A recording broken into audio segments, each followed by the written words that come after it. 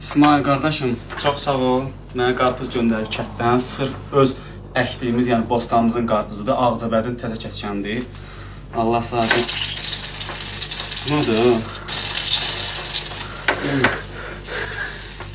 Bu nədir? Bu kürət çox olur. Qıpqırmızıdır, mən bilirəm bal kimi də bu qarpız. Mən inanıram ki, bu qırmızı qarpızdır. Çünki bunu sırf qardaşım İsmail yetişdiribdi. Allah ona dəyməsin. Bir ilə qarpız çox ucuz oldu ha.